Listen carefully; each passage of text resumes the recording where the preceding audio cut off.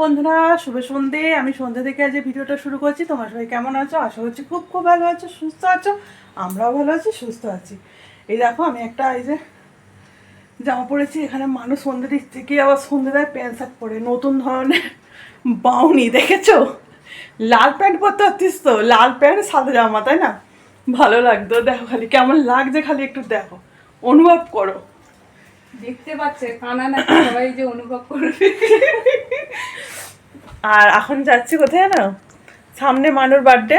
ওর বাবা থেকে তো গিফট নেওয়া হয়ে গেছে, আমার কাছ থেকে এখনো গিফট নেয়নি। অনলাইনে কত কিছু দেখাচ্ছি, পছন্দ হচ্ছে না। একে গিফট দেওয়া প্রচুর চাপের, কি নিবি সেটাও বলবে না। আমি যদি কিছু পছন্দ করে দেখাই, দেখ এটা নিবি, পছন্দ হয়নি, তাহলে কি বলবে? এখন নিয়ে যাবো ওকে একটা জুয়েলারি দোকানে, দেখি সেখানে কি যদি কিছু পছন্দ করবে। না হলে ঘড়িও খুব পছন্দ করে, ঘড়ি পরতে, কিন্তু ঘড়ি তো বলে দিতে নেই গিফটে। দেখা যাক, চলো সঙ্গে থাকো, দেখতে থাকো আমার ভিডিওটা। দেখো একটা বাড়ি, কি সুন্দর দেখতে বাড়িটা। চল বাবু, আমরা অন্ধকারেই যাই। বাবা, এটা পুরো অন্ধকার রে। এই যে আমরা এবার বাড়ি চলে যাচ্ছি ফাইনালি। মানুষ একটা জিনিস অর্ডার দিয়ে এসছি, জন্মদিনে দিতে পারবে কিনা কোনো গ্যারেন্টি দেয়নি। চলো বাড়ি গিয়ে দেখা হচ্ছে। বন্ধুরা, আমাদের এই যে টিফিন এসে গেছে, নিমকি, এখানে বিস্কুট। আজ মুড়ি খাবো না, মানে মুড়ি খাবার কিছু আনেও নেই।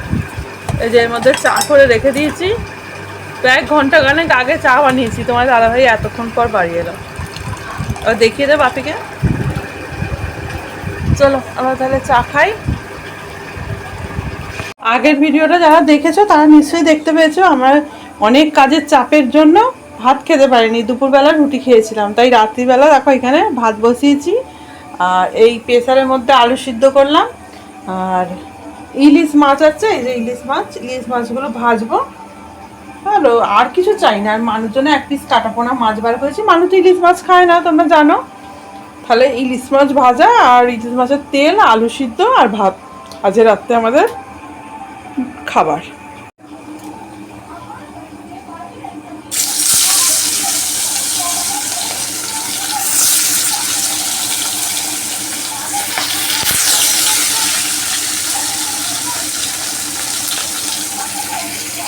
গুড মর্নিং বন্ধুরা, আজকে নতুন দিন। কালকের সাথেই আজকের ব্লগটাও কন্টিনিউ চলছে। কালকে রাত থেকে শুরু করেছি, আজকে হলো মঙ্গলবার। আর হ্যাঁ, আমার এক বন্ধু কমেন্ট করে বলেছে যে টিভিটা এত উঁচুতে রেখেছো, দেখবে কী করে। ঠিকই কথা বলেছো, অসুবিধা তো হচ্ছে, কিন্তু কী করি বলো তো। তোমাদেরকে একটু দেখাচ্ছি, তোমরা যদি কোনো আইডিয়া দাও ভালো হয়।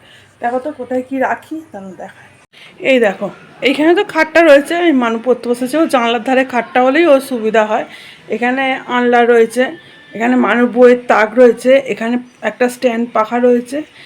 এই আলমারিটা নতুন কিনলাম, এটা মানুর আলমারি। এখানে আলমারিটা রেখেছি, আর এখানে ছোট শোকেসটা রেখেছি। কারণ হচ্ছে এই দিকে লম্বা বরাবর আসছে না, ছোটো শোকেসের এইখানে টিভিটা রাখলে না দেখা যাচ্ছিল না। এই দেখো কোনারে হয়ে যাচ্ছে, মানে দেখা যাচ্ছে না, সব জায়গা থেকে দেখতে পাওয়া যাবে না এই রকম। আর এইখানে এই যে বড় শোকেসটা রেখেছি, ঠিক আছে। আর এইখানে ঠাকুর আছে। এবারে তাহলে যদি এই আলমারিটা আর এই আলমারিটা পাশাপাশি রাখতে যাই এদিকে, তাহলে আমার ঠাকুর সরাতে হবে, বুঝতে পারছো ব্যাপারটা। এই হয়ে গেছে, ওই জন্য এখনের মতন এই টিভিটা এখানেই রেখেছি।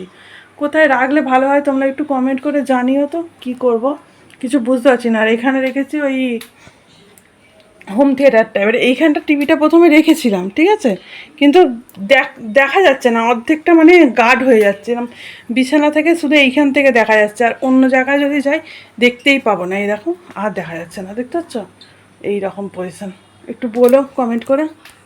আর এখানে এই দেখো মানুষ পড়াশোনা করছে, তাই তোমরা কমেন্ট করে বলো কোথায় রাখলে ভালো হয়। চলো আজ আমার ভিডিওটা এখানে শেষ করে দিচ্ছি। তোমরা ভালো থেকো, সুস্থ থেকো, আমার ভিডিও দেখতে থেকো। ভালো লাগলে লাইক কমেন্ট শেয়ার করতে ভুলো না, আর সাবস্ক্রাইবও করে দিও। টাটা।